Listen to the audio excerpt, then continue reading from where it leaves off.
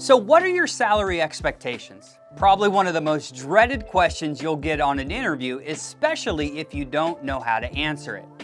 This question alone could cost you almost 30% of your total compensation per position. So if you do the math real quick, if you're gonna work 5 more positions before you retire, hey, this could be a significant amount of life-changing money. So here at ECU, we're committed to providing you with the tactics and strategies you need, and that's what we're talking about in this video today. How do we handle when a recruiter asks us, hey, what are your salary expectations? How much money are you looking to make? Or maybe it's the decision maker, the CEO, the board, the hiring manager. I want to equip you today to where if you get this question, you know what to say on your next interview. And hey, if you don't know me, my name is Tim Madden, the CEO and co-founder of Executive Career Upgrades, where we provide advice on all things career for directors, VPs, and executives. So to ensure your success in your career, do me a favor, smash that subscribe button below. All right, let's get started. So here's how it's gonna happen. Hey, it's either gonna be a recruiter, a hiring manager, the CEO, you're gonna get the phone call for the interview, right? You're gonna be a little nervous. And then they're gonna start it like almost immediately and awkwardly, right? Hey, what are your salary expectations? You're probably gonna be caught off guard. Here's the thing, you have to practice, you have to have the tools, tactics, and strategies, especially when you're going into these high-level interviews, because answering a question wrong, you're done. There's too much competition at your level. So, right, most likely to happen from a recruiter on that first kind of intro, that vet call, they're gonna say, hey, what are your salary expectations? Here's how you answer this. 90% of the time, it works every time, okay? So, hey, what are your salary expectations? Here's what you tell them. You say, hey, that's a great question, Alex. What do you have budgeted for this role? Or they're gonna say, hey, Alex, what's the range of pay for this position, right? 90% of the time, and we know this because we actually, keep records and analytics of all of our clients, 90% of this time they're gonna tell you, oh, the position pays 160. Oh, the position pays 150 to 200 or whatever it does. But just, hey, side tip, know this, no matter what they say, they're probably willing to go 20 to 30% higher. But hey, we'll save that for another video where we talk about how to build a gap in the interview. So number one, that's how you answer the first question. You're gonna be able to sidestep it, continue on with the interview, breathe out a sigh of relief, right? Now, sometimes, that 10% of the time, they're gonna say, you know what, Tim, we have no idea. I love those companies, right? We have no idea how much we wanna pay someone. We don't have a job description, but we know we're building a new division. Hey, as a senior leader, expect this sometimes. Expect someone to call you where they need to do something, right? They need a new position, they need a new leader, and they have no idea what to pay you. This happens a lot. You'd be surprised. So let's get to number 2 now. They have no idea. They're probably gonna say something like, you know, Tim, we have no idea what we have budgeted, right? But how much are you looking to make at your next position? Here's what you say. Hey, Alex, I'm just looking for fair market value of insert your job specifics. Ready? I'm just looking for fair market value of what a director of marketing should make inside Houston, Texas, who works at a similar mid-sized tech organization.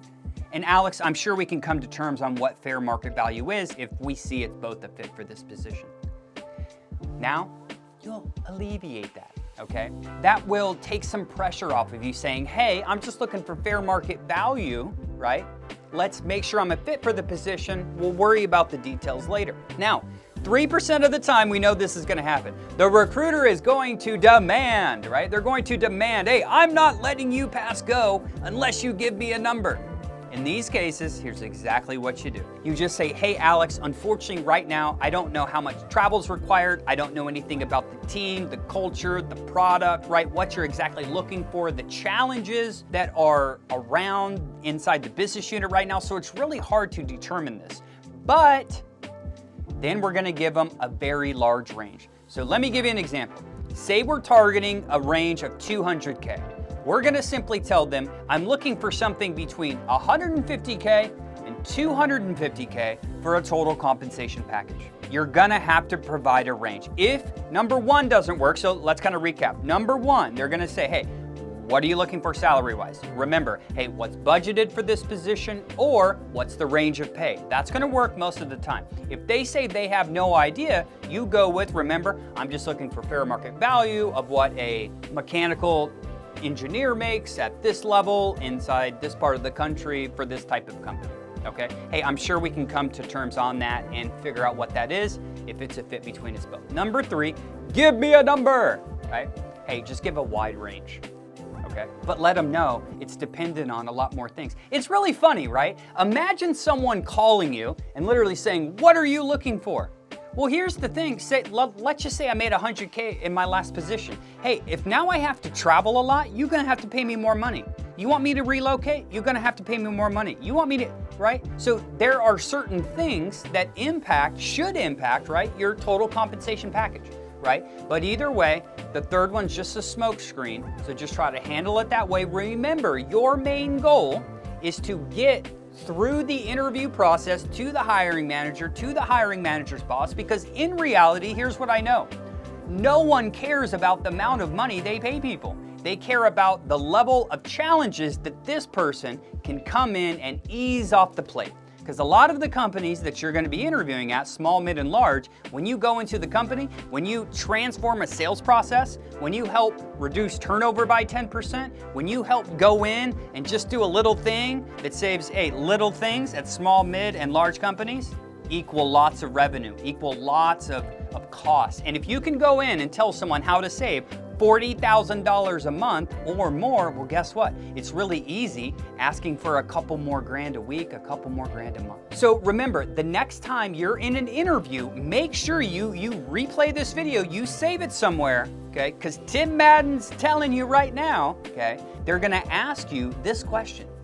And if you don't know how to answer it, it's not gonna go well. You need to be prepared. Okay? And if you don't prepare, if you don't know what to say, if you don't practice, you will lose out on opportunities. Don't not know what to say when you go on an interview where you could make 300 grand and you kind of flop this question. It won't be good for you, it won't be good for the potential company that you could help, and it definitely won't be good for your family. So hey, as we wrap up, do me a favor, smash that subscribe button to stay updated with all of the career advice that you need to accelerate your career.